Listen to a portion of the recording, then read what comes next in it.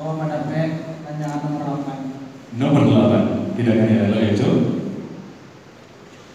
Tolong jalehan, apa yang dimaksud dengan data dalam adai pakaian Minangkabau?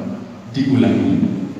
Tolong jalehan, apa yang dimaksud dengan data dalam adai pakaian Minangkabau? Silakan. Terima kasih pertanyaannya, Jo. Izin Mak, untuk undang-undang dan ajuan keseluruhannya, ini nanggung pertanyaan.